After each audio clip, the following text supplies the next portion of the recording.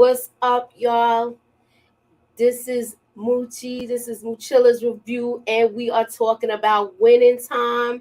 And this is episode 8, California Dreaming. And I got a nice panel with me tonight. I got some of my faves here tonight who helped me get started.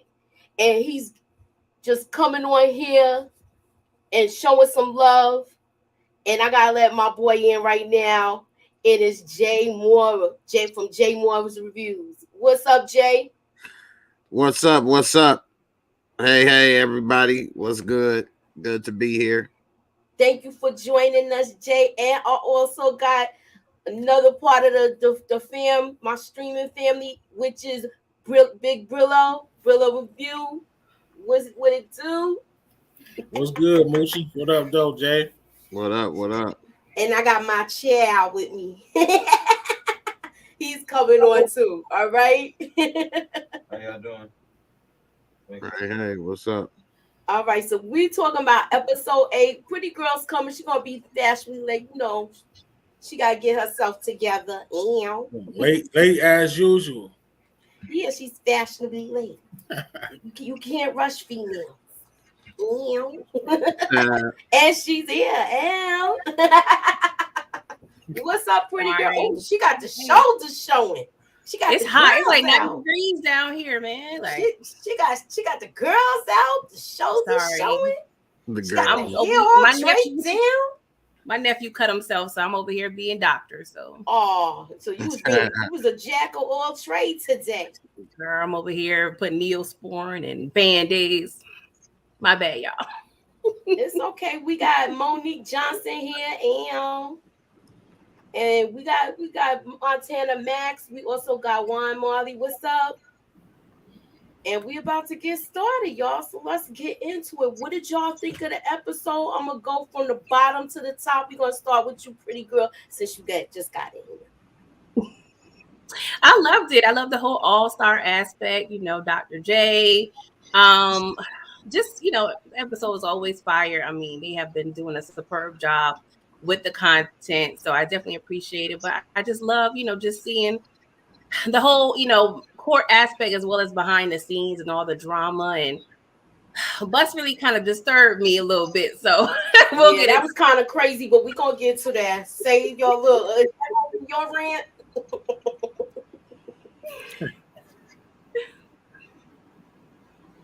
So, TJ, what's your thoughts of tonight of the show? I mean, Magic's still a rookie, so it's just he's seen Dr. J, and that's why Cap was just like, hey man, that's it look a lot different up close, and then he had that flashback to the kid. That's just a rite of passage. He said it wasn't going to happen again, so I can't wait till they see each other the next time. Okay, I think we got a little echo. I don't know if it's because he's too close to each other. I don't know. Yeah. You put the mute, so that was cool. I say, you put the mute, so you fixed it. One of y'all. Okay, cool. As long as one of y'all mute while the other talking. Okay, thanks, Jay. See, this is why I need you. This is why we need you, man. And TJ, in real life, the Lakers won the championship that year against Dr. J and the Sixers. Mm-hmm. So wow, I didn't know that. Yeah. So they probably gonna show him because he beat him in the finals. They beat him 4-2. So it probably gonna show him. Go up against Dr. J and be like, man, forget you. Yeah. Thanks for that, man. I really didn't know that. Yeah. That's basically why he was like, you gonna see me again. Yeah. Remember when he said that comment? Uh-huh. His ego gonna be bruised like my nephew's knee. Because because in the NBA, the East and West only play each other twice a year, one at each other's, home. So he played them in Philly. He ain't gonna be in Philly again until the finals. They may play in LA, but they only play twice a year. So Yeah. All right, what you thought of it, Brillo? You real silent tonight, brother. He on mute. You on mute. Episode was fire. I didn't know I was on mute. Yeah, the episode was fire. Of course, I'm gonna say this. Dr. J probably not gonna have no grievances about the way his character was portrayed. Doc was smooth as ever, man. Definitely. From the first scene, like playing man, I just know I like how his character was portrayed. He banged on Kareem in the All-Star game and banged on Magic in the game. He was just smooth. So I doubt if he have anything to say. But overall, the episode, I like the pretty girl said, I've enjoyed every episode. I don't think they had a misstep yet. So definitely. I agree. I'm enjoying the whole season. We're gonna get to how the real people that are being portrayed, how they feel about that. We're gonna touch on that tonight too, because there's a lot of buzzing in the street with Mr. West. So he's not very happy. HBO, they stood their ground and said, I'm glad we stand by what we saying. We did our research because Jerry West trying to sue him. Yeah, he is. Yeah, he furious. He wants a formal apology. Yeah, he upset. So, and Kareem is upset too. But they both look I don't think Kareem was that bad. Well, Kareem upset over everybody. He said Magic looked like a sex crazed young dude. He looked like a mean dude because he cussed out the boy in the airplane and other stuff. He said he ain't never did none of that. He said Jerry West never threw the trophy through the window and all of that stuff, and drunk rageaholic. He said Dr. Bus looked like another, womanizer, sex crazed, person.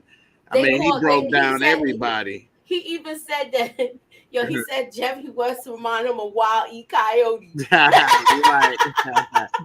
Right. That had me cracking up. So yeah, Kareem, he don't like it at all. Yeah. And Magic haven't heard anything about Magic. I heard he got his own show coming out, and he promoted even though what he said there is a similar. Somebody had the wives only pool party, wives not allowed pool parties, and how wild they was. You couldn't bring your wife because everybody, you could have gotten in trouble if anybody's wife came. And it's coming on Apple TV. So okay, I think the Magic documentary you talking about? Yeah, I think it's a 4-part documentary. Yeah, I did see that. I did see something referring to that too.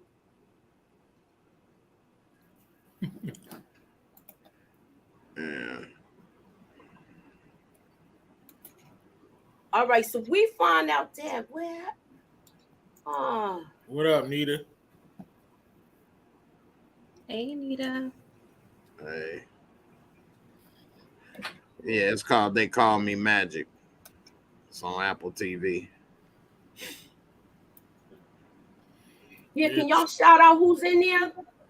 Just give me a rundown of who's in there. Let me know why. Suburbia Jones, Swan Marley, Monique Johnson, Montana Max.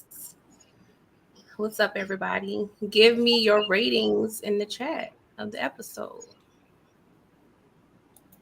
Yeah, shit. If I was Kareem or Jerry West, I would have a gripe too. I mean, to me, Kareem looked like a sucker in the show. Why you say he looked like a sucker?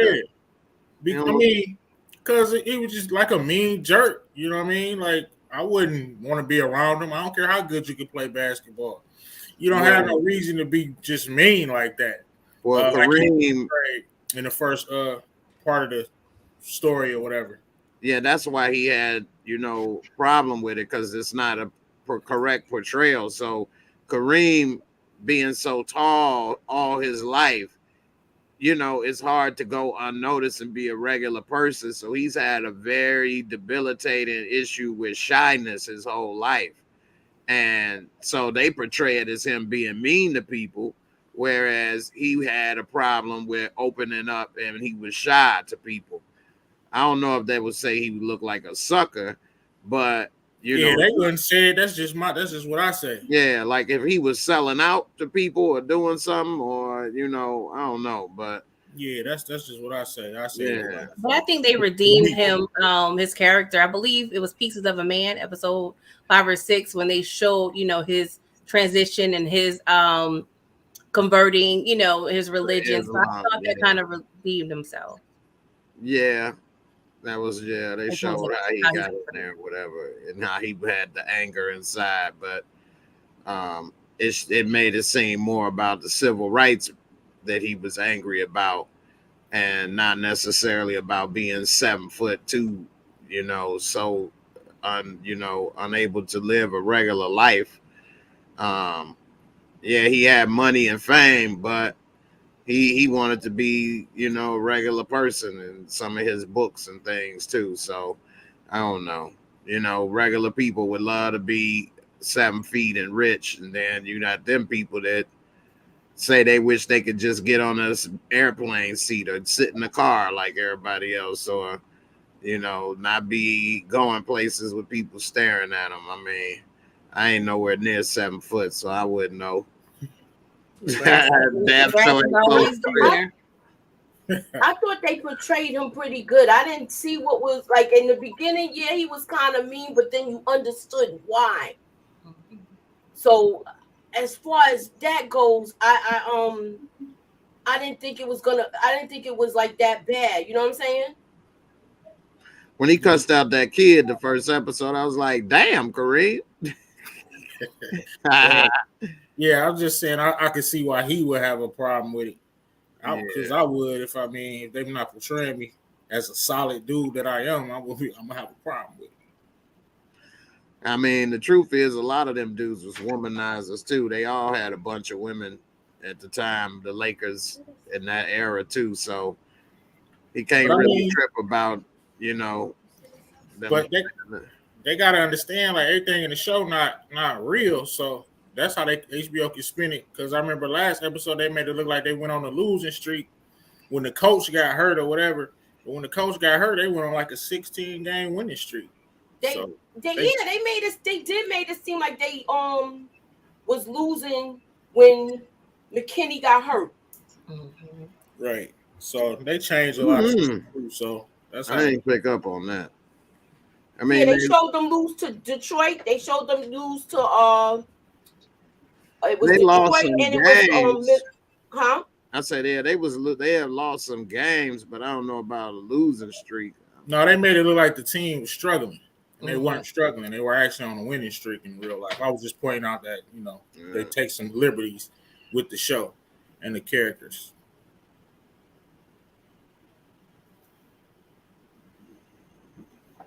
I'm trying to I don't know what's going on. I had all my pictures loaded, but the ones that I had loaded in the beginning are not there now. So I don't know what's going on.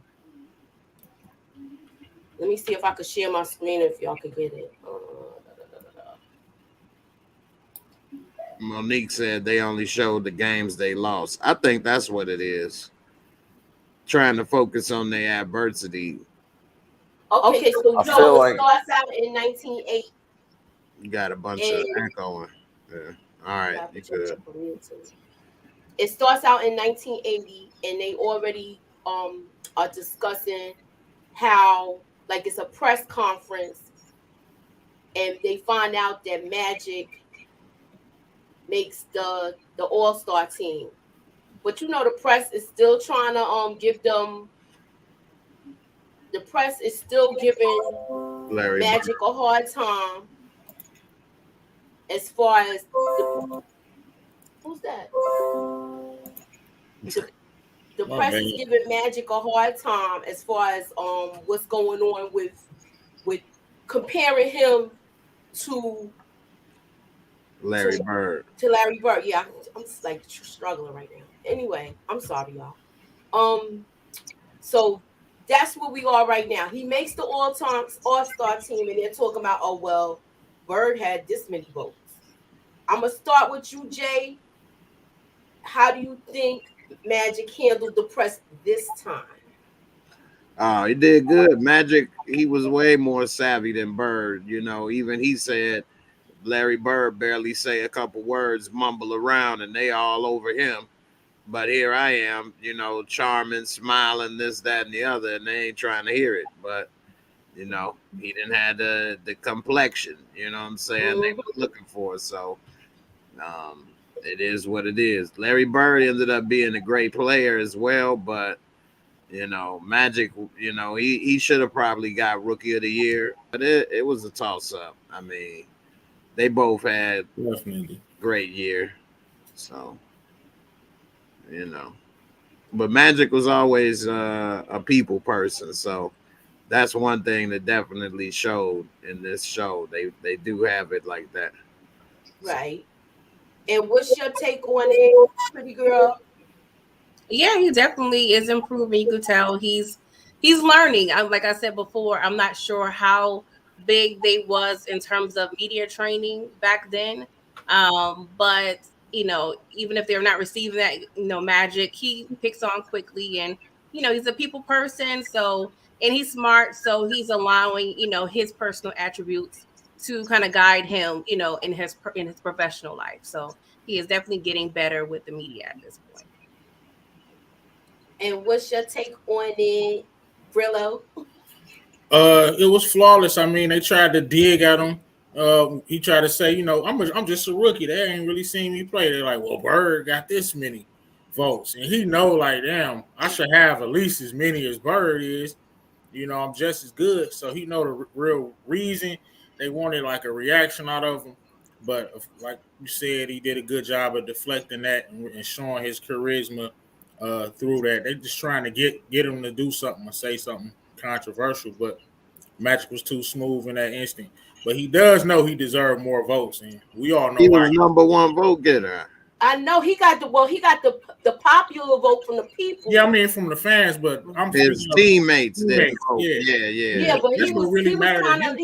he wasn't feeling that whole thing as Yeah. far as I got 10 votes. He said I only got 10 votes, and there's 11 people in here when he came in the locker room. Right. So the All-Star like voting system is pretty much the same at this point from 1980 to today. No, it's different now. That's what I thought. Okay. But back then, the way they have it is the fans vote for the starter, and so whoever got the most votes get to be a starter in the game, and he was a starter. So if you're a point guard, like the top point guard, shooting guard, small forward, whatever, whoever got the most votes, they start. And then, based off the teammates and the coaches, then you could be on the bench. Yeah. So that's one thing I was wondering, like, why he tripping about that? Like, he was starting in the All-Star game. They even was saying he the first starter since Elvin Hayes, I believe, the Big He want that respect from his peers. That's true, I guess, but he was a starter. Yeah. Okay, and now we know after that, Jack and Kenny is back. Sure. He's back and he wants his throne. But it's like, to me, the way I saw it, it was like the team already bonded with Riley and Westhead. Definitely. What's your take on that, T? So yeah. I didn't even let you talk for the All-Star thing. I'm sorry. Yeah, with the All-Star thing. Go ahead. Go from that. You got to mute. With the All-Star thing, I see what everybody was saying, and it's nice that he made the All-Star team and made that history in itself. But I mean, it's been a regular thing where you're just seeing them keep trying him, and it's funny how like you said, Jay, like I really didn't know they played the Sixers, so I'm looking forward to seeing that.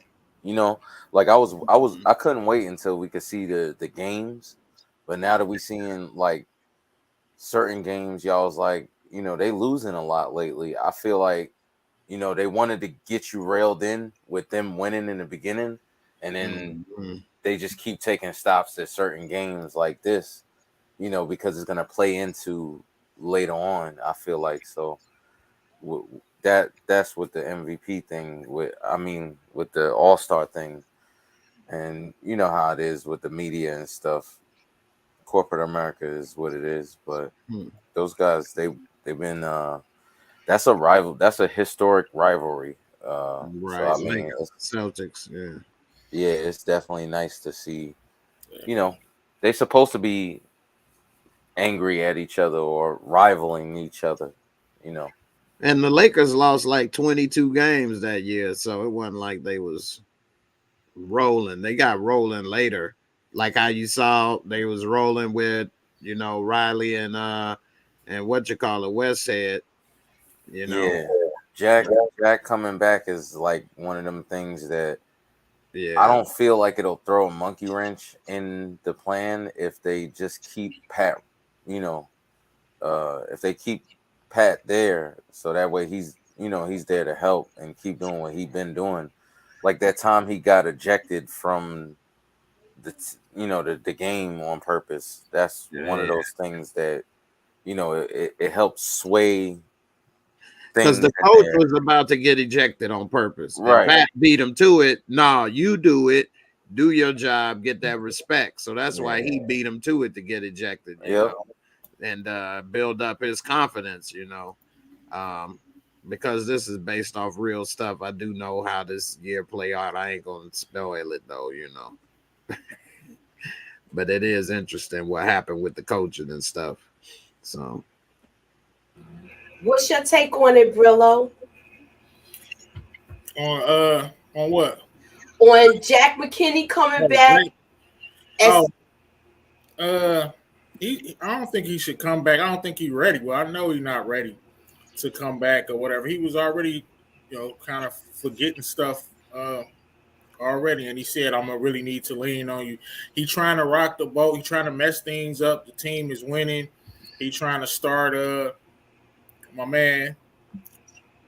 Wood Harris character. Yeah, mm-hmm. the character that's coming off. Yeah. Spencer Haywood. The character is beat up. Haywood. Yeah, Spence Haywood. He trying to start him. If something is working, He as from Detroit too in real life. as a coach, and he was on crack. Yeah, that's real. He Yeah, really that's was true. on track. They That said he is was true. coming to the games high and Yeah, stuff he too. did it in the finals. Well, yeah, he trying to start this dude. That lets you know, like he trying to rock the boat. If the team winning, why shake it up? They in rhythm. You trying to win. It was his ego, and that you can't have that ego as a coach. You got to do what's best for the team. What's best for the team is for him to fall back, in my opinion. All right, I'm gonna take you to a little Let me this say area. one thing right quick. Go ahead. Oh, pretty girl didn't talk. Yeah. Go ahead, Jay. Now I'll go after you. I love me some basketball, so Brillo, he know we done been all talking in Discord and different people about sports, but so I understand more about the coach because he actually was the assistant coach that put in the offensive system when the Portland Trailblazers won the championship 3 years before with Bill Walton, and he had been like a career assistant coach.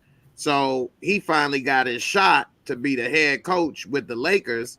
This is first year. He ain't established his position or his job. And here they are talking about, well, we don't need you now. And so if you was working your life off to get to be a head coach in the NBA, it's only 32 jobs. You know what I'm saying? It wasn't even 32 teams then. So, it's only so many jobs available in the world to be an NBA head coach, and a freak accident. Now you ready to get your job back because it's just like in football, basketball. If a team is on the roll, they don't want you back. Like you could be forgotten. Right. And so he like, dude, I need my job back. Like y'all ain't about to go ahead without me and win. So rock the boat my ass. Like I need my spot back. You got. I don't blame him for fighting for a spot, but starting my man wasn't going. I wouldn't have changed much. You know what I'm saying? He fought to get him on the team though in the beginning. You know what I'm saying? He said, "Let's get Spencer Haywood to back up Kareem in the block." And so he was supposed to be the starting power forward. and they put him on the bench. So he like, y'all messing up my system and my plans. Now I'm not gonna say he was right or not. I'm just saying that's why he's fighting to get his job back and why he trying to do what he trying to do, which they did do Spencer Haywood wrong. He started, we can't say, well, he justified his smoking crack, but a lot of the extra stresses of the year, with his body and with being put on the bench and all that, had him smoking crack. I mean, dude was a hell of a player. That's why Kareem stood up and gave him respect when he walked in the locker room. Kareem ain't talked to nobody else like that. And, Spencer Haywood was Rookie of the Year and MVP of the NBA the same year when he came in. You know what I'm saying? He put up some amazing numbers and stats. He could have been a Hall of Famer had, he ain't start getting on that rock and other things. So, Definitely. And he was losing his minutes too, so that kind of had him stressed out. Right. So Westhead had him riding the bench. Yeah. So but Riley did see him limping and try to talk to him about the knee and different things. So, maybe he couldn't do it like he used to anymore. Who knows? But that rock definitely ain't gonna help. So no. And I was like, soon as I seen when that happened with him meeting Richard Pryor and him saying, yeah, we got white girls, cocaine, and 7-Up. I was like, oh damn. And remember what happened to Pryor back in the day? Yeah, that's before he even got caught on fire. No, that's around the time he got on fire. Yeah, that's why when we talked about it a couple of weeks ago, I was saying, I wonder if they're gonna show that. Yeah. I wonder. Let's see what the chat is saying right now. Okay, Monique says Jack McKinney wants to be back so bad that slide on the pavement got him coming back as a jerk. Yo. Hey, he see the writing on the wall that he gonna probably lose his job. Yeah, but he's doing some devious stuff, man. He actually being straight up though. He was being straight up with Spencer. You right. Yeah, and Westhead is the devious one because he told him, tell Pat sooner than later that he ain't coming back. And here he is dragging it along. Like he told him straight off the top, dude ain't working with us. Yeah, I agree with that. Yeah, so like he being straight up. Hey, like my man ain't rocking with you. Right. But yeah, the coach coming back, I get why he fighting for his job for sure, but I don't know if I would rock the boat as far as us winning. Now if we losing, it's different, but they're gonna win without you. They're gonna say we don't need you. I mean, we'll keep this dude as the coach. Now you just lost your damn job. I mean, I get it, but I mean, I'm trying to get my ass back in there. I ain't gonna lie. I'm going to touch on this. Credit. I'm going to touch on this real quick, and then we're going to move on to the next. Oh, yeah, Pretty Girl, you didn't say anything. Sorry, I didn't get a chance to. That's all right. But no, I was found myself conflicted during the entire episode because, they was portraying McKinney as being a jerk, but I understood both positions, even though I'm pro Pat Riley because I grew up with him, coaching the Knicks. So, I was a little frustrated with Paul and Jack McKinney, but I liked the little scene where when Jack came back, it was just the camaraderie was already there, the bond was there, and he just came in. It was that one person that just, when they come around, just a dark cloud. So it felt awkward. And when they went to the office, Pat and Paul was toasting like number 30. And Jack was like, you mean 40, right? So, he was like, well, this is our own little thing. So I kind of like that. But it was they just count him. Exactly. Which, I saw both sides are both justified at this point. So that's where, the frustration comes from because they're both right in their own sense. So that's the unfair thing about sports is that it's a dirty game. Like you said, Jay, you get injured, you get passed by if your backup coming in putting up numbers. Yeah, especially in football, they'll do that. You can be the star quarterback for 10 years and you get hurt, the new guy on fire, your ass out of a job just like that. Facts. And yeah, and sports, basketball, not so much, but it is like that though. And that's messed up. And then also a little fact about back then is that it was only one assistant coach on the team back then. Now it's 3 assistant coaches on the team. Whereas if they was able to keep more than one, then Pat could have, you know, stayed there and it wouldn't have been no problem. Right. I don't even think he would have kept Pat because I think he saw the value in Pat and felt threatened by him. I was just still gonna feel say like that. he wouldn't. I'm sorry, Moochie. No, you cool. No, You that's cool. a I'm good glad point. you I know cool. y'all gonna Me and talk you was about here. it. I'm glad you going the way I'm going because then I can keep doing my things back here. Because I got another question for y'all. Go ahead. My next question, y'all, is: do you think that Riley should have mentioned the trade? Do you think that's when he messed up? No, because he was talking to the coach and they should be able to talk to each other. Mhm. He didn't know McKinney had it in for him. Now, if you know, dude told him, I think if Westhead would have told him the real deal, he probably wouldn't have mentioned that trade. Right.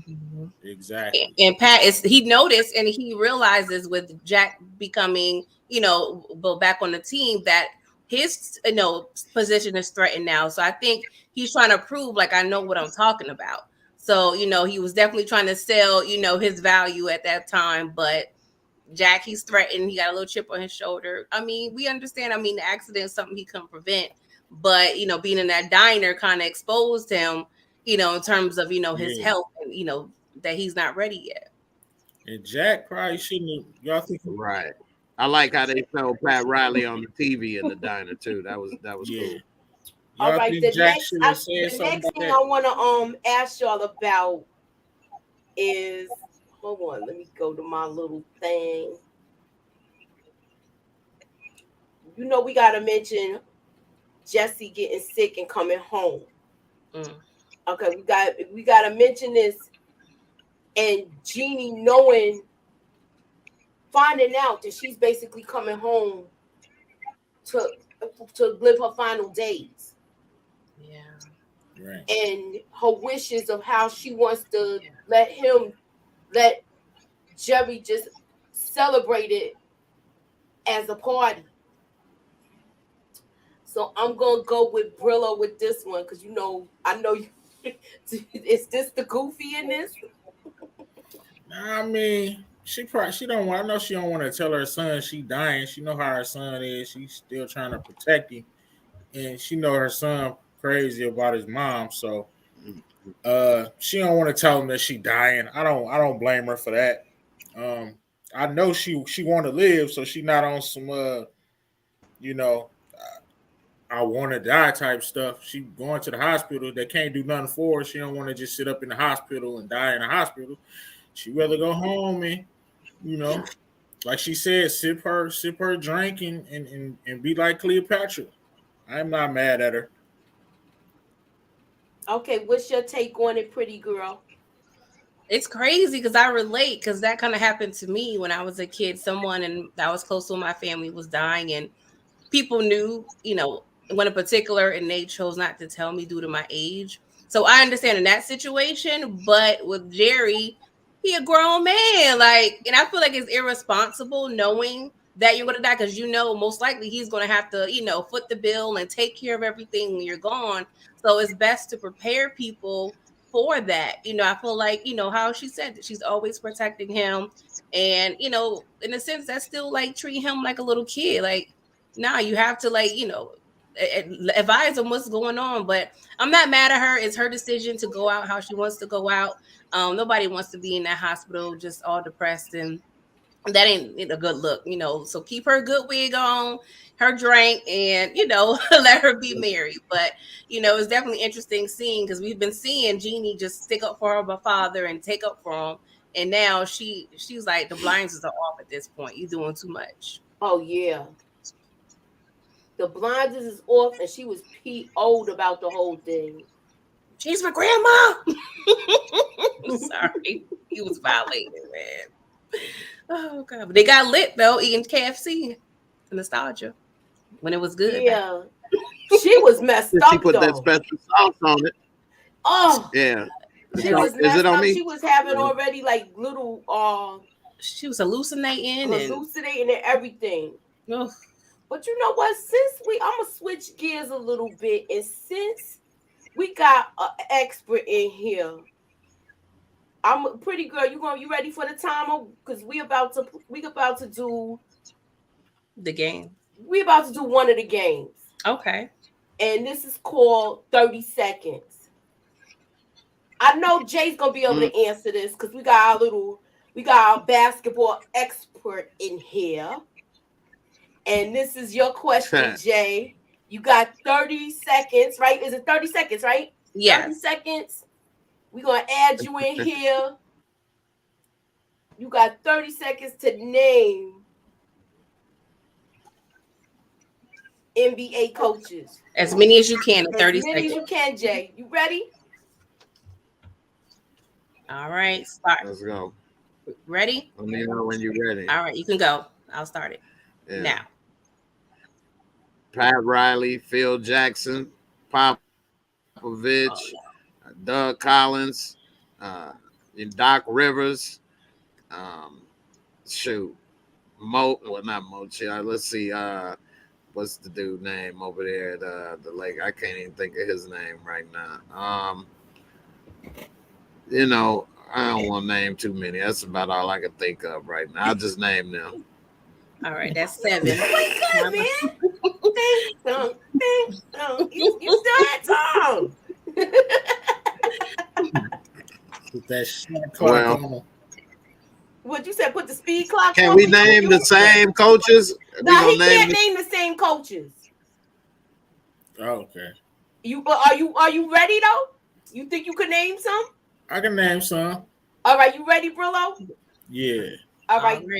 Go ahead. Set the timer, pretty girl. You want it? 5, 4, 3, 2, go.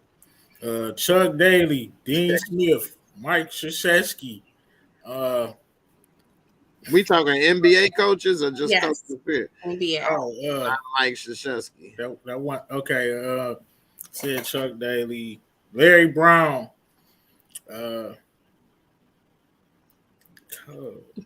Harder than it looks. Oh man, I thought y'all was gonna do good with this. You said coaches. You must got a list over there or something, Moochie. I know you ain't gonna know a whole bunch of coaches. Who, me? You got a cheat sheet. Kareem. No, I don't. I swear, I don't even have my book. Okay. My book is closed. I don't have the list, but I can't play because I had, I had went through things to say. Y'all could be telling me John Brown, and if I don't know, I don't know. You know what I'm saying? I'll be like, okay.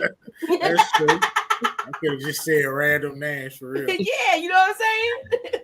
I'll recognize their names. I just wanted to break it up so we can have some fun tonight, y'all. It's Saturday,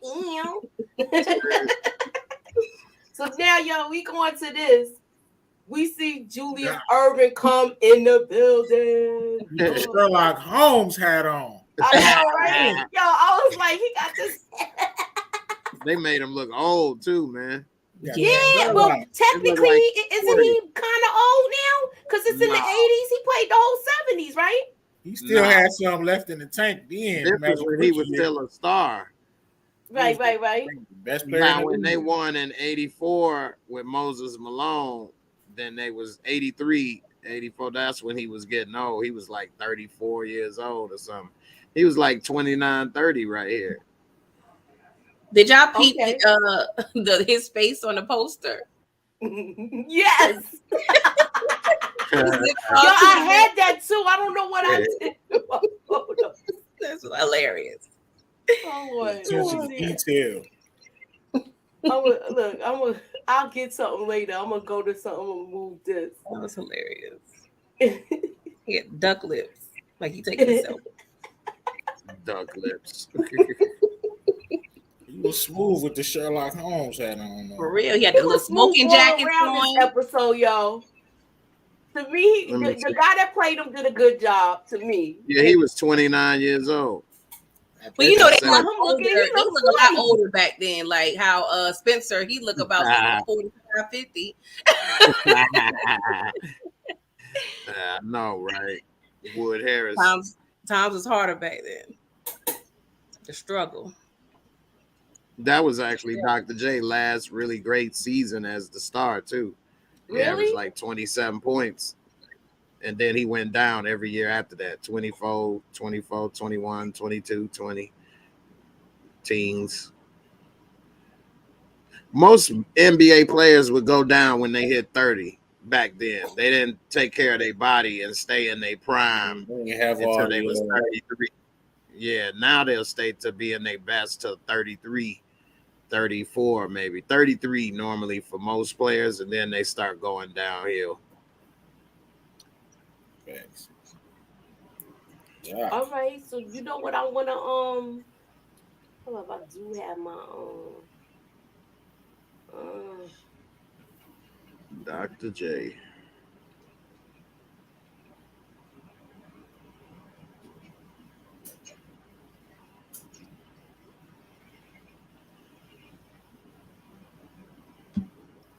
hold up. This I'm so pissed off right now.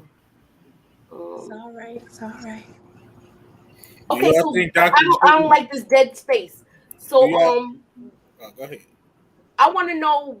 Let me know what the chat is saying right now, and I do have another question as far as because I'm trying to get to the part where Magic Just go to the introduces question. Cookie. What's the question? My question is, as far as with,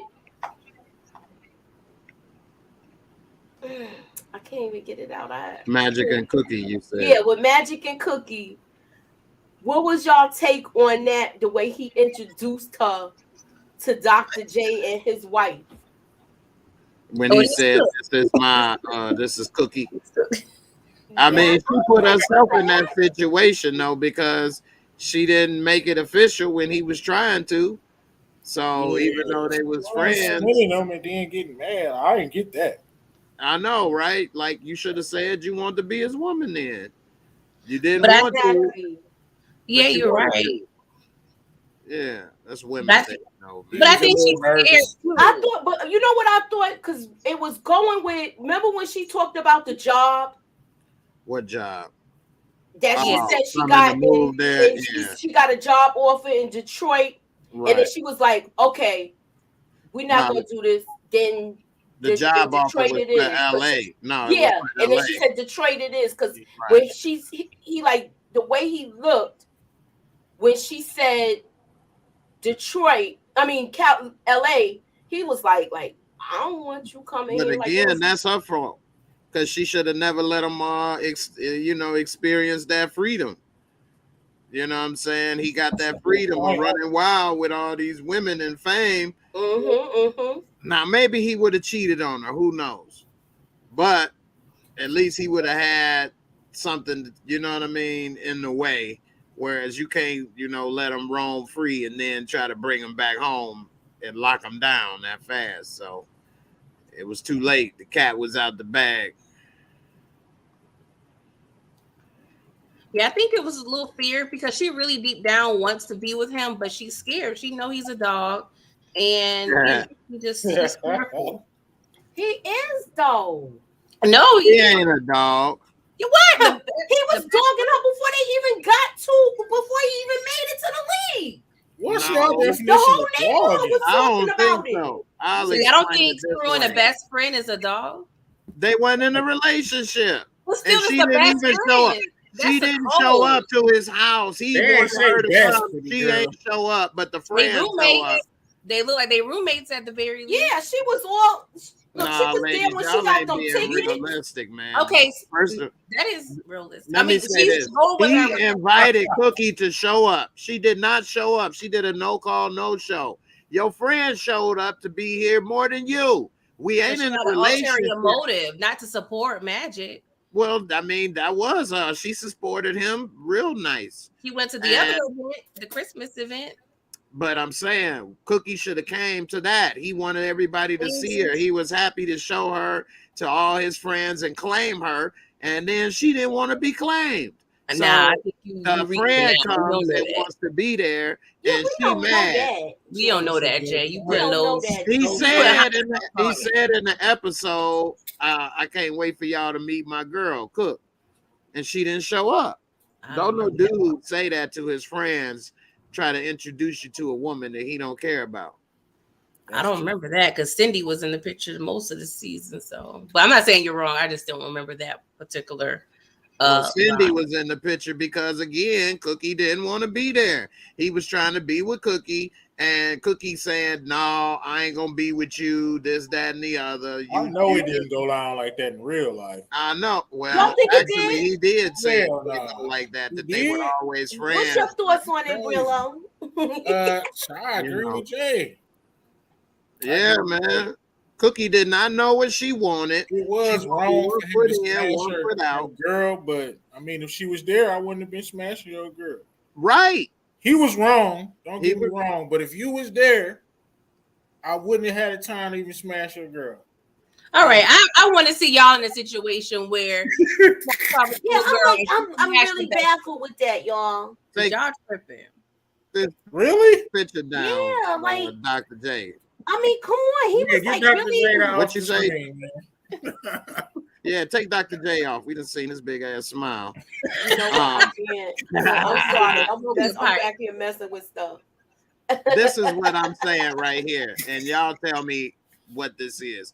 Okay, if Cookie would have showed up, that girl wouldn't have had a chance because he felt that you're not interested. If I'm trying to go out with Pretty Girl and she don't show up, then I'm gonna think she ain't interested. You don't call, you don't show up, you just leave me hanging. So I'm like, well, damn, forget you too then. And then I start talking to somebody else. Then you pop up talking about, yeah, I'm ready now. What? That's how you feel like she's doing it that way? That's exactly what she did. What she doing? It's not like she served them the whole trip. She did show up to at least one event. That ain't enough. He invited her to every event. Okay, stuff happened. She got a job. She in school. Like that ain't why she ain't show up though. She didn't show up because she didn't want to. Since we gonna talk about the whole Cookie and Magic thing, she said why she didn't show up. Huh? This is when she found out about the girl being pregnant. I mean, that's a bad way to find out, but she found out before he did. Yeah, but do you think she did that just to rub it in her face? Probably. Definitely. I don't believe because she like, yeah, you there talking about how you got him wrapped around your finger and all this. Well, obviously not, because he was all up in me the other night and I'm having his baby. I was mad that she kissed him when he was at that door because God only knows what he was doing with him. Now that was wrong. That's the only thing I will say this. He was wrong because she was in the bathroom and he steadily telling Cookie, I love you. You my girl. I want to be with you. Even if it's true, that was his chance to come clean and say, I didn't know where we stood. I mean, exactly. You should have came and did this, that, and the other. Now Cookie would have got mad and furious and they would have had it out and he got to go catch his damn bus with his team instead of fighting with two women. But right. I agree. That's where he's wrong for misleading Cookie into thinking I'm only here for you, while at the same time I got your friend, you know what I'm saying, you know, with a, you know, tickle bitties out in the bathroom. You know what I'm saying? I mean, he got access to all the poom poom in the world, not the best friend though. I'm not coming. No, I'm not coming clean in that situation. Tamika said, "Yeah, we don't do friends." That's right. That was she did do her dirty. Suburbia Jones said he said I'm Team Cindy, so he liked the other girl before. Nah, I don't like Cindy. He like manipulative, bad grabber. Put herself in too much stuff. You know what I'm saying? I felt like she was doing too much too. We had is she doing too much topic? Definitely. Maybe Cookie had her reservations about Magic. That's why she didn't show up. You're absolutely right. That's why she didn't. She didn't want to get played. She got what she got. Exactly. Y'all brutal, boy. Nobody brutal. Pause because you got your reservations, boo. This is the thing. Girl. Yeah. So you said she got what she got, Brillo? She got what she got. She better get your man. That's why we talk about this on Tuesdays. In any relationship, communication is the key. They young, so I'm gonna let it slide. She's a superstar, like Yes, You and got then an they ego, got like poor you communication. They can't young, diss they don't Magic. communicate. Like you know, he got a line. Hey, You cute. know he got a line on women. You Right. dissing him, you know what time it was. Now he was wrong for her friend. He was wrong in that aspect. I don't even know about that in a way. Oh God. Because Jay a savage. because listen, this is why I say that. Okay, so and say I'm dating Moochie and we've been off You and on. dating me? You dating me, We Jay? got it going. Damn. And I thought she was my one, my soulmate. But she, you know, is not showing up. She got reservations. She not doing this. She not doing that. And the whole I'm sorry time, about me and that. her friend have been real cool on a real cool level. And then one night when Moochie ain't showing up like she always do, me and her hit it off. I'm talking about if we was like Magic and Cookie. Cookie always not showing up. Moochie was like, so say she don't show up and me and the friend hit it off. Who's to say that maybe the only relationship that the purpose of being Moochie was for us, me and the friend, to meet, and maybe we end up happily married for 20, 30 years. Would I that ain't be taking wrong, that man? I'm still not. If she's a valuable friend, I can never look at her in the eye again. Like that's. I'm sorry. I But go. maybe the I'm not friendship was feeling that. only, but maybe the friendship, just like maybe the whole reason, like everybody say, everything happened for a reason. Maybe the only point of their friendship, some people are friends for life, some people are friends for a season. No, I agree Sometimes with you're in that. relationship for life, sometimes for a season. So maybe that relationship with me and Moochie was only for a season, and so was that friendship. And the true meaning was for us to meet. And maybe she was the mutual friend we met through. And if we stay together for 20, 30 years, was that wrong? I don't know if God set it up that way, but yeah, I don't know about all of that. This might be what make Cookie say, "Oh man, I gotta lock in. I could lose Magic this quick. He just not gonna be around." Right. He the number one draft pick in life and in the streets. Right. Man, I might need to lock this down. Not too many. I gotta respect Cookie kinda, because not too many women I do. walk away from number one draft pick type. You know what I'm saying? Rider. That's weird to me. Like, you never know how things work out. I'm not No, saying that I'm not saying that if I'm dating someone, if I see their friend, I'm gonna jump on it like, well, hey, maybe we was just using you to meet. Right. I ain't saying that. But Cookie was wishy-washy, and y'all gotta be real with that. She's saying 1 minute that she with him, then the next she not. Then okay, I can't be with you because you like too much attention or this or that. Then the moment that he with somebody else, she furious. You know what I'm saying? And then when the white girls came up to him talking about you should have wore a brighter color, and she like, girl, I don't need this and that. He all around my finger or whatever. Well, she didn't say that to that girl. Somebody said it. Her friend said it or something. So in other words, around Jay, hide your friends, hide your wife. Word. You gonna sound like old boy.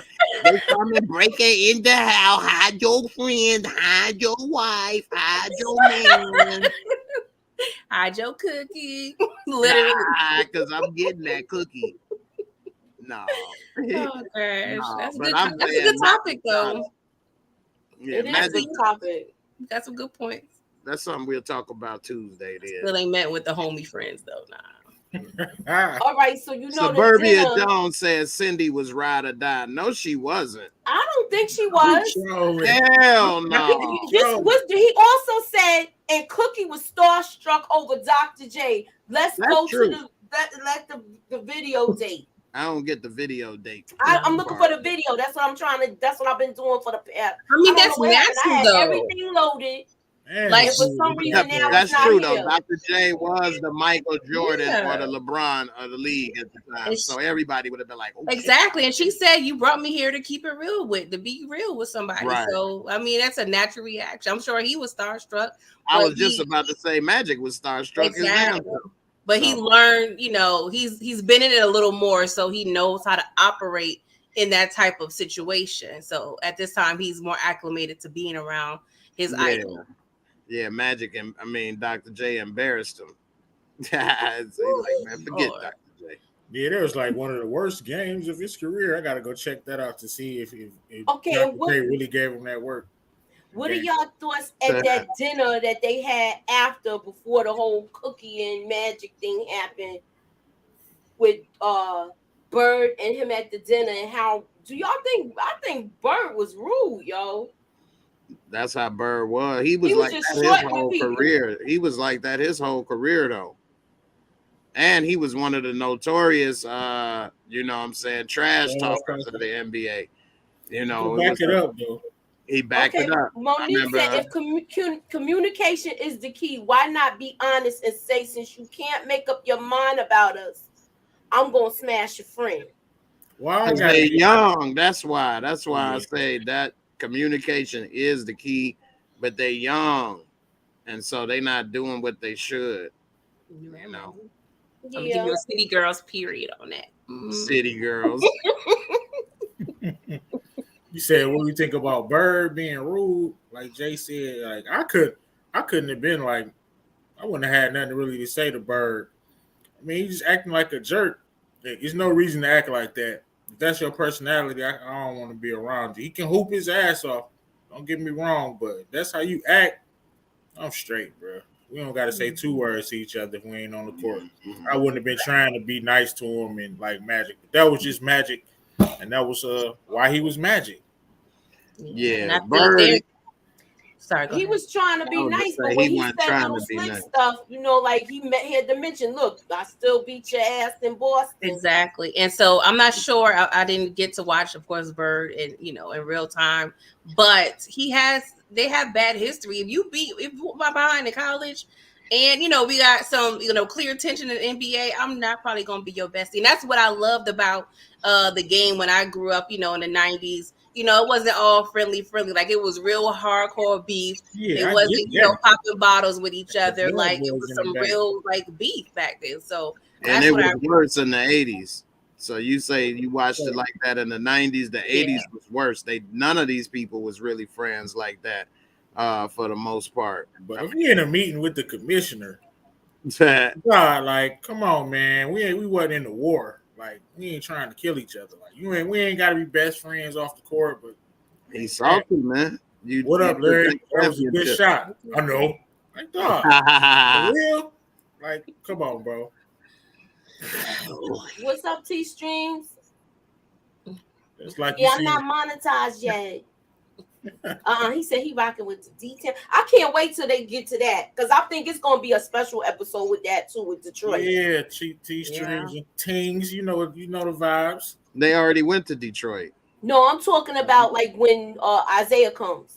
Oh, that's a couple years from now. Yeah, that's what I know. That's why I was like, that's gonna be a while. Yeah. I hope the series lasts that long, and I'm that's the part I'm waiting to see. Mm-hmm. Yeah, the way they got it set up, it could cover the whole 80s. I hope it does. The way the show is going, like I said, it's not been disappointing. I hope they do give us 5 or 6 seasons, or do 5 seasons, and that's each season they won the championship. Right. Throw in one season where they lost to Boston or something. Don't show that time that we got robbed. We're not gonna talk about that. We. You ain't claiming D-Town? I'm talking. Yeah, I am. I'm talking about when the Bill that beer file. Oh, Isaiah was on 1 foot, damn near won it with that swollen ankle. That was one of the greatest performances in NBA history. Yeah, I saw that little clip with the induction of the 75 with Isaiah, Magic, and Michael. Oh yeah. They showed him playing on 1 foot in the finals. No, I'm talking about, I think it was All-Star this year when Isaiah was talking to Magic and Michael was behind him. And then when Isaiah left, him, Magic, and Michael was Kiki. It was hilarious, but it was funny. But I heard they was real tight back then. Well, what's going on? Mike was the young up and comer at the time. Yeah. Well, I'm talking about it was. Yeah, no, it was good. Yeah, they was all, Isaiah should have been on the dream team. A lot of people thought Jordan stopped it, but Yeah. Magic later came out and said he did. Really? Yeah, When? I didn't hear yeah, that. Yeah, okay, Oh, Magic. wow. I yeah. didn't. Oh Wow. yeah, he came out and said that he the one that spoke up and said he didn't think Isaiah was hurt when he heard that. He said he couldn't believe it. He understood maybe why Mike said it, but Mike didn't say it. It was Magic. Wow. Was it after the documentary? The Bulls. I forgot what it was called. The last The dance. Last Dance. Last Yeah. Dance. Nah, he came out and said this years before that. Oh wow. Okay. I learned something. Yeah. All right, so my question is, I know we touched on it, but Jerry West has saw that something was wrong with Jack McKinney here at the diner when he was about to give the guy the autograph picture. So he says this, and then in the same breath, they see Pat Riley on the TV, and he's basically stating his claim with how he needs to finish out the season. Mm-hmm. So he's pissed off at this by now. He's pissed off. He's really mad at it, and he wants Paul Westhead. I'm sorry, because I said Jerry. Paul Westhead to basically tell Pat Riley, like, you done, like, your job is finished here. So I'm gonna start with Pretty Girl. Let me know what your thoughts on with that whole scene. Oh yeah. It pretty much exposed, Jack. He's trying to come back too soon, but of course, like what Jay was talking about, even Jack even said it at the last scene in the hospital. Like, this is my whole life's work, and you want me to give up my team and my dream? Like, nah. So, Pat, he's pretty much doing what Spencer Haywood did to Paul Westhead, just kind of airing the dirty laundry out in the media. So Pat, I'm pro Pat Riley, unfortunately, so he's not wrong. But Westhead, he just such a wuss. Like, he has no balls at this point, and it just funny. No, but he's in the middle. All three of them are pretty much fighting for their position at this point. So Paul is kind of in the middle because he has loyalty to Jack, but he also knows he pretty much, if he, Pat, he asked Pat to quit his job. So, he's caught up in the middle and he can't handle it. And it's all bad, man. Like, they're all in tough situations, honestly. Brillo, what's your take on it? So I liked it. I thought it was a boss move by Pat. Like he said, he fighting for his job to go on there and put it out there. Like, basically, this dude ain't ready. I wouldn't even switch it up. I would keep me and my man as coach. This dude is not ready at all. He basically put it out there. I do understand why Jack trying to fight for his job, but me being able to speak objectively and not, because if I was in that situation, like Jay said, of course I'm in that thing. I'm fighting for mine, something that I didn't work my whole life for. But like you said, it's tough. I don't think he making the right decision for the team. He making the right decision for himself. But yeah, Pat, I like that scene. It definitely was a boss move. It was the only play. They forced his hand. He not about, like Pretty Girl said, he didn't quit his job. We know that's Pat Riley. He not about to just fade into black and go do something else. He put the cards on the table. That was his only play. They forced his hand, so now I'm about to put it out there. I liked it. Yeah. And he already let him know, look, you're not going to have me walking the beach again. You got to tell me what this is. So what's your take on it, Jay, with that whole scene? I mean, yeah, that was a smart move, Pat Riley. He pretty much like he had the reason of saying he wouldn't have a job if I didn't come and help you, because you was about to get replaced by Elgin Baylor. I know. So while he up here talking about coming back for the job, it wouldn't be no job to come back to, because they was about to fire you, Paul, and put in Elgin Baylor. And he wouldn't have been able to come back because Elgin Baylor would have been the coach, and he would have been, both of y'all would have been gone. And now, because we winning and he rushed himself back, he want to get rid of me. Hell no, this is war. And I would have did the same thing. You know, that was a smart move. And Paul West, Paul Westhead definitely looks like a coward in this show, but he is coming straight from a small college to the NBA, so that's a huge leap. You know, Right. he didn't even go to a Division I college. He come from a small college to now the pros with other grown men his age, or you know, with more money and more of a resume than him. And he was scared to talk to him, didn't know what to do, say. And Pat Riley helped him a whole lot as a former player and knowing the game to turn everything around. If anything, Paul Westhead should be getting fired, and Pat should have been there.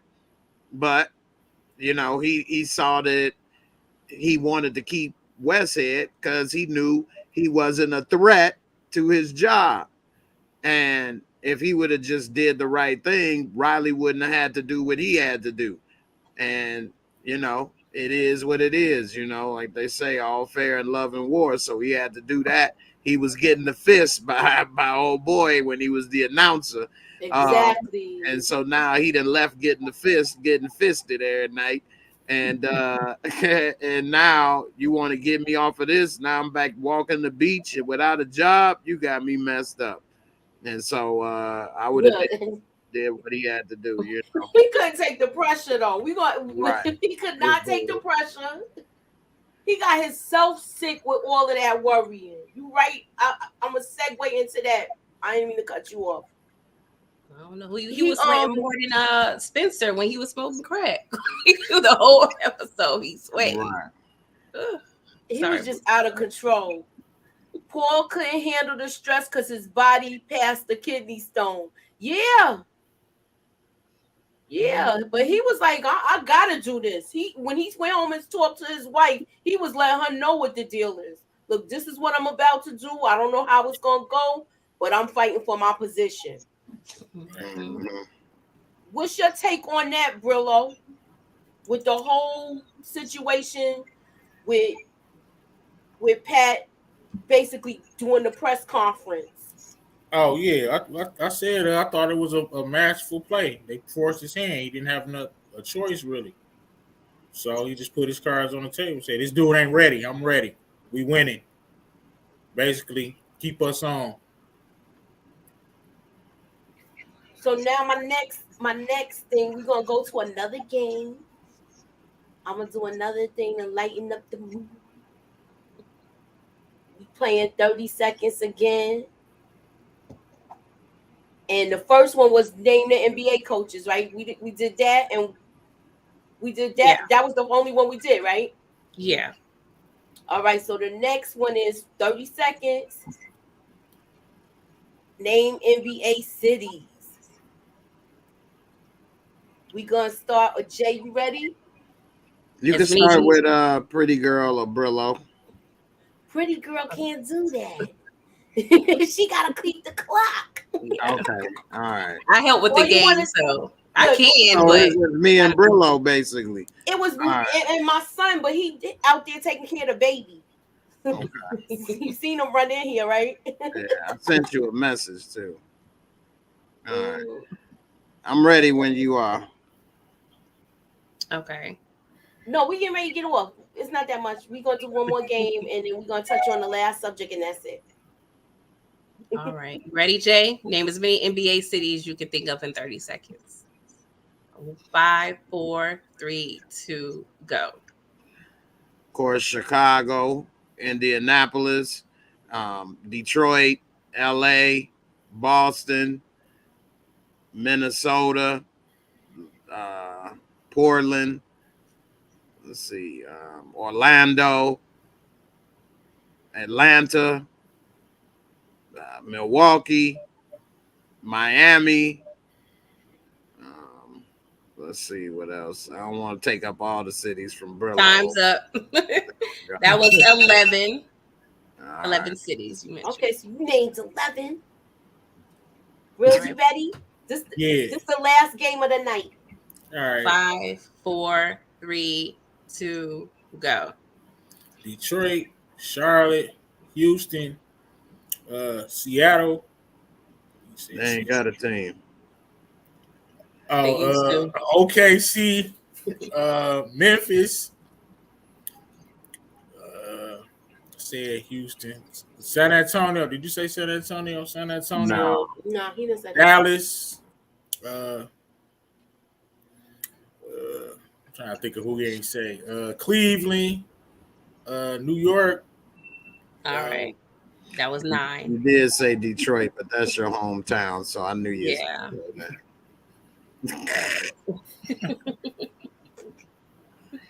All right. All right, so this is the last thing we're going to talk about. We're going to touch on tonight. And that's, let me get there.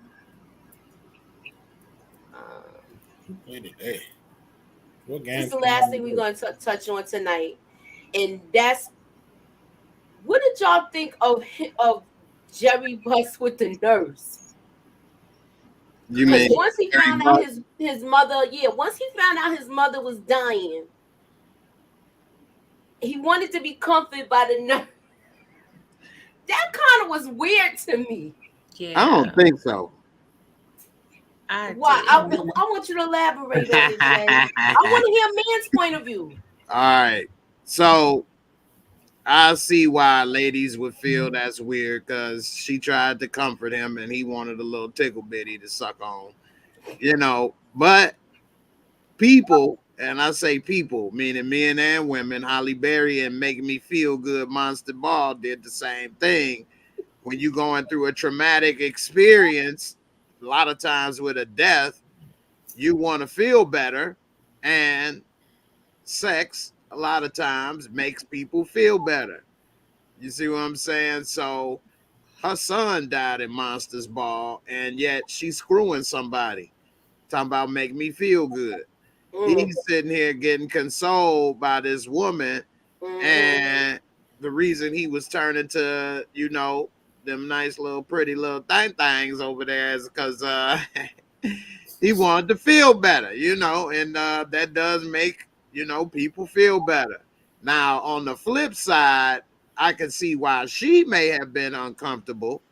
She wasn't necessarily signing up for that. She could have just been trying to console him legitimately and didn't plan on getting thrown into a sexual situation with this dude, but he a rich, powerful white dude. She a Hispanic woman that's a nurse. What can she do? And especially then. And he talking about he gonna pay for all her schooling so she can get her, degree debt-free for what, a lick or two? That might have been a win-win for her back then. Now, today, things are different, and she could have sued him and got all the money she needed or something.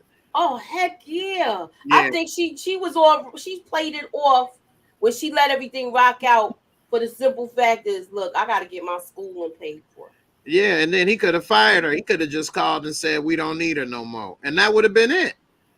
Would have been nothing else she could have did. So that's why I say it's two sides to this story. On his side, I understand what he was doing. I'm not saying that he was right in doing that to somebody that was defenseless, that you basically could take advantage of. And then on her side, I know that if I was her, I got this dude doing this, probably old enough to be her daddy. That was probably creepy. But what could she do? She was in a defenseless position, Right. What's your take on it, Brill? I partly agree with Jay. I just don't agree with if you don't want something done to you, I know the era. I'm not into giving women passes. If you don't want something done to you, you say no. I don't care nothing about no school getting paid, none of that. You stand on your own as a woman, in my opinion. If you don't want nothing done to you, say no. Get out the car, find another way. If you want to let him hit for the tuition, let him hit. Let him pay your tuition and do whatever you're gonna do, but stand on yours. I don't care about the eras. I don't know if I'm being insensitive or whatever. That's just how I feel. She didn't want to get fired. I mean, I get that, but you got to stand on your own. If you ain't want them to do Right. that to you, you find another way. Now, it's going to be a more difficult path. Yes, absolutely. But as a woman, You got stand your on that. honor. Yeah, you got your honor, basically. You stood on what you believe. I get that. What's your take on it, Pretty? She gave him a pacifier. It's a Yeah, birthday. that almost called her passy. Yeah.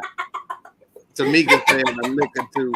Lick or two, Patsy. What's your take on it, boo? Pretty He girl. was very manipulative, I think. I mean, he knows the type of power he holds, and that is common with bosses and co-workers. I worked in a situation where a female boss pretty much propositioned a male employee, and he felt compelled. He was, she was Caucasian, he was a man of color, and he felt that's what he had to do to keep his job. And I'm just a little frustrated because I feel like He the really nurse complained. I'm sorry. And he really was complaining too. Yeah, because she wasn't That cute. Be quiet. Be quiet. Did he get a promotion at least? You should have left He already that was job, he was man. a manager already. She was just the next level up. But it was one of those things, especially when you're a minority, especially Hispanic.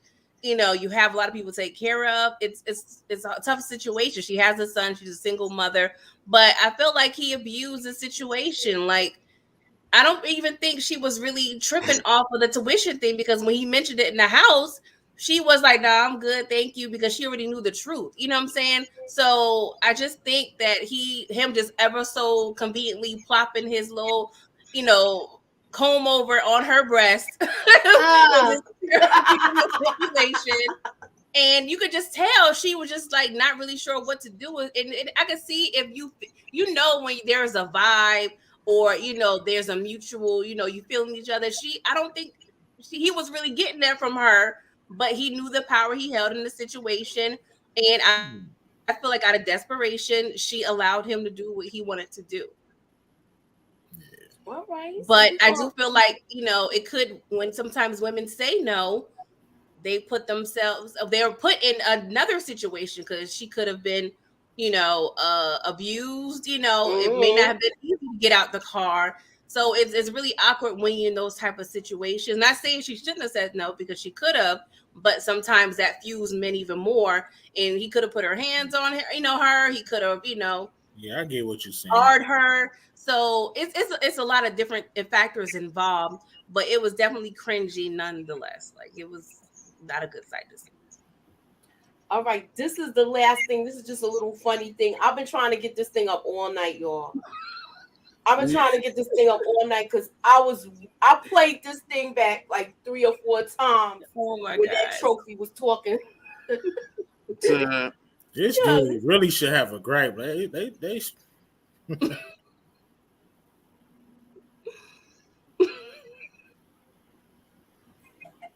Can't It's hear on it. mute. You can't hear it. Y'all can't hear it? No. Oh. It depends on how it's recorded. Sometimes it don't let it play the sound. I had it downloaded earlier, and for some reason somebody turned my computer off. And that was that. So but it was funny. He's just miserable. You sit here with your miserable, man. Hall of Fame situation, and that talking trophy. I did like his conversation with Magic at the end, though. That was my favorite scene. That was good. Yeah, I feel like it was a good thing because he was tired of seeing him smiling anyway, and that was the first time he really saw Magic without a smile. So he figured he would pounce on it. And I think he appreciated it too, because he's like, "Damn, Magic, you really care about it." He just not smiling for nothing. Like he turned Doc down, like it means something to him. So Magic kind of got his respect for that, because he like, "Damn, I know that look, like it's tearing him up inside that Doc put it on him." Yeah, and he told him how Wilt kept falling for it with Bill Russell going out every night, and he said the difference is, do you want to be liked more than you want to win? Right. And that's the thing in real life. A lot of people want to have fun more than be successful. Everybody want to be rich or have this or be, put in the work, be famous or on TV or something. But do you want to put in all the work, the hard, long hours, the sacrifice of not going out, to not do this, to not do that in order to get there? It's not as simple as, just turning on something, saying a few lines, and now I'm a star, or I'm a YouTuber, or I'm in the movies, or whatever the case, or I'm a business owner, or whatever it is you're trying to do. It's a lot of work, a lot of blood, sweat, and tears. It's a grind. You can't go to certain things that your friends may be going to. So, do you want to be successful or do you want to have fun? Now, if you do like how I was taught as a kid, it's a time and place for everything. So if you're doing the time and place to be successful, yeah, I may miss out on some of the fun and parties or do whatever with friends right now. But when I get to where I want to be, now I can enjoy, what I'm saying, the fruits of my labor and that struggle and have better fun because I'm able to afford to, and I'm in a better place. So, like he was telling Magic, you trying to be liked or you trying to be a champ, you trying to be successful. And so he said he want to win. And he said, well, we sure about to see. We're going to find out because it's hard. Just like for some people, and Elon Musk, for example, the world richest man, for like the first 5 years of his owning his business, he slept in the office. He didn't even go home. He lived there. You see what I'm saying? Like he put in that work. He didn't spend money or floss and hang out. He put in every minute that he had into making that business a success. Now I know you can get into a lot of other things about him, and that's fair. But he put in a lot of work that a lot of people wouldn't be willing to do. You see what I'm saying? To get there. When he sold his first company for like 200-300 million, how many people would have kept going then? You might have said, well, I'm good now. But he kept grinding as if he was still broke. Right. Well, never broke, but you know what I mean. He didn't lay back like, okay, I made it. So I don't think he had that I didn't make it mentality, for the simple fact is he had a hard life, because he explained that to the nurse in the car. Jerry Buss, you talking about? Yeah. Yeah. All right, well, that's gonna be a wrap. I know we went a little over. I was trying to keep it to an hour, but I felt like it was so many things to touch on, and I like the fact that Jay came. Thank you so much for joining us, Jay. Oh, no problem. I really appreciate it. Thank you, Brillo, for coming. I appreciate all of y'all coming. Thank you, pretty girl. And we're gonna end it off tonight. So we will talk to y'all soon. I know I'm gonna be probably doing something with Jay on Tuesday, and then we're gonna do that little after show or whatever. I know I got something on Monday going on too. And then I'm gonna be on Brillo's channel with the what is it, Tournament of Gangsters. Yeah. So we're gonna be doing that. Too. All right. So thanks for coming out. God bless and good night. Take it easy.